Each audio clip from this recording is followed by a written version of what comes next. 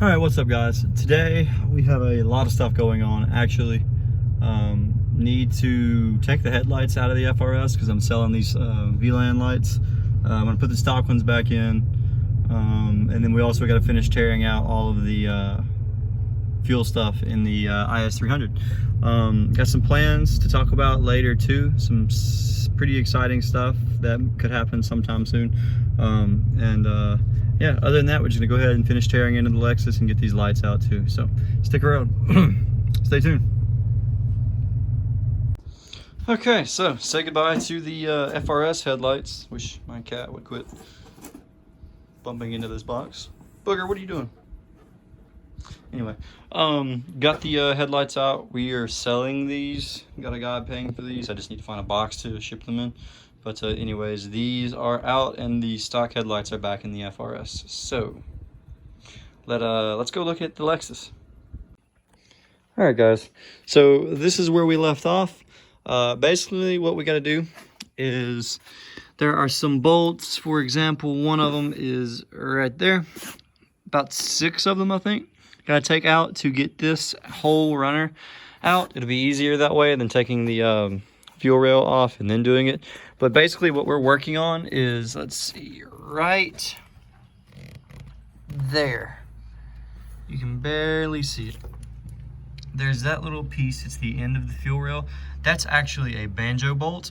So we ordered a new fitting that goes on that, and it deletes the stock, where the stock fuel feed bolts to, or clamps to, and which is stripped on mine.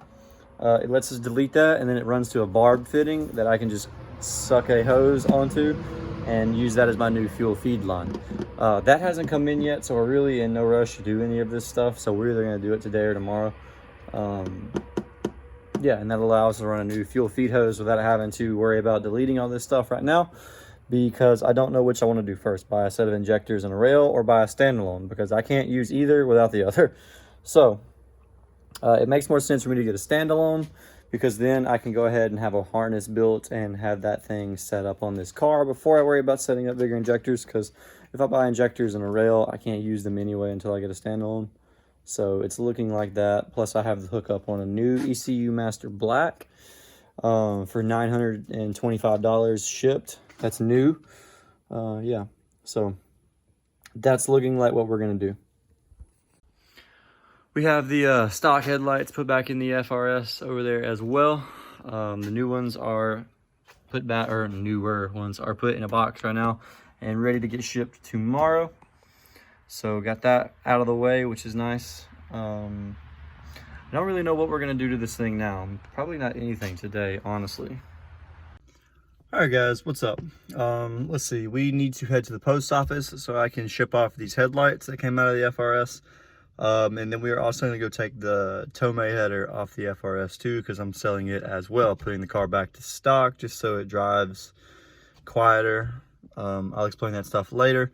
But anyway, yeah, we're going to go ahead and go to the post office, ship this off, so that way whenever I get the header off, I can just go straight and ship it off as well. All right, stay tuned, guys. Whew, okay, so there's the Tomei header. There's the stock header. I know stock parts suck, but we are putting them all back on here. Basically, I'm going to be commuting once a month, a couple states over for a few days every month, and I couldn't really see very well at night with the other headlights because they just weren't adjusted very well. And then this car is, for 2 reasons for this header. It was really loud with the Tomei on, simply because I found out the owner that had this car before me just straight piped this car all the way to the back. It's just a straight mid pipe and straight pipes out the back of it. Like there's no even mufflers or tips or anything. Yeah, and I never noticed that whenever I first bought this thing, because it still had the stock header, so it wasn't too terribly loud. But when I put this one on, I realized just how loud actually it was, because like I said, it was just straight piped with this header.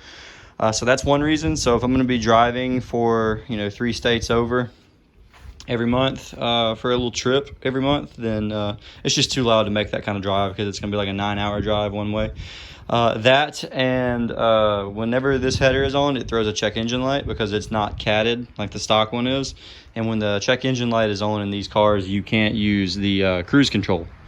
So that's also a huge bummer, because if I'm going to be driving that far, definitely need cruise control, because I already make an hour commute every day to get to work and back, and so it sucks. It's been miserable already without having cruise control, but it's going to be really bad trying to make an 8-9 hour drive in one way without it. So anyway, I'm gonna go ahead and put this stock header back on. This is gonna be a pain in the ass because this thing is a lot heavier than the Tomei one. The Tomei one only weighs 6 pounds. You can pick it up with one hand pretty easy. That one right there is like probably 15 pounds. And holding that above my head while I put bolts through it and keep the gaskets on it, it's gonna be a pain in the ass. So let me go ahead and get this done.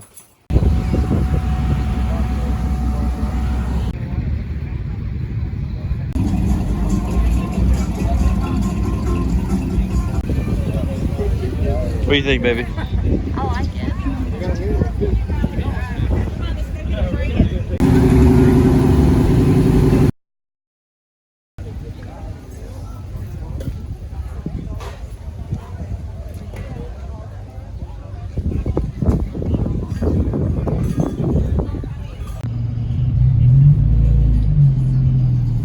Such a pretty car. What you think, babe? Yeah. How fast is it going? I don't know. All right, what's up, guys? We are back. We went to a car event at the coast this weekend. Didn't really have much time to work on the Lexus, but some stuff did come in. I'm here at my mom's to actually work on the Lexus, or not really working on it today, but something came in this weekend that's pretty important to what we're doing here. And so I'm gonna go ahead and grab that, and then I will show you guys what it is. So this is our piece that came in. I'm not sure if this is actually the proper size or not. I bought this from Suspicious Garage. This is supposed to be the same size for the 2JZ and 1JZ fuel rail, but basically it's just a banjo fitting that converts the factory feed line into a barb fitting so we can run our own hose back to the feed line. So this was a more cost-effective way and solution to fixing this thing than the factory part, because the factory part that's actually messed up is extremely hard to get. It was discontinued in the mid-2000s, so it's hard to find one. I found one online in a few places, and it was like $60, $70, $80. Some places more than that, because it was overseas in Japan and would have cost just as much to buy it as it would to ship it here. So we're gonna go ahead and try this, because worst case scenario, if this messes up, we can just replace the piece that's broken. So what we're actually going to do is right back here, it's this piece right there. There's a banjo fitting with that line on it.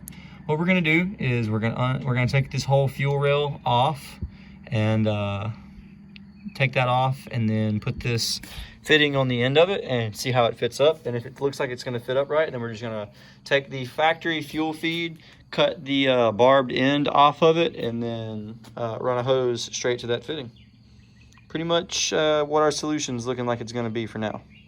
I don't know if this is actually gonna work or not, because I couldn't really find anybody else having this issue, because most other people just ditch the stock fuel system entirely and go standalone, and we're not exactly ready to do that just yet. So if nothing else, if this doesn't work, we'll either replace the factory part, or we will just buy some injectors and a fuel rail and just buy a fuel controller to tune this thing.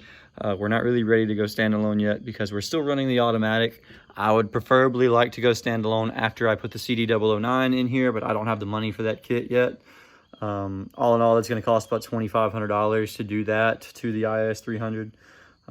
Yeah, and we're not ready to do that yet, because the factory automatic can't be controlled by a standalone, and it's just annoying. So can't really afford to delete that just yet, and so that means we can't really do a full fuel system just yet as well either. We could do an aftermarket rail and injectors and then some sort of piggyback tuner, but that's also kind of a half measure. So for now, we're just going to look to get by on the stock fuel system so I can get this thing running reliably. And once I get this thing running reliably, then the 6-speed swap is probably going to be the next major piece that we tackle for this build. But that's going to do it for this video. We're actually going to work on this in the next video this upcoming week. So stick around and stay tuned for that. Appreciate you guys for watching these videos. I love working on this car. So stick around for the next video when it comes out. And other than that, guys, thank you for watching. Thank you for supporting. Thank you for subscribing. And subscribe if you're just now checking into the channel. And other than that, guys, have a great day. Peace.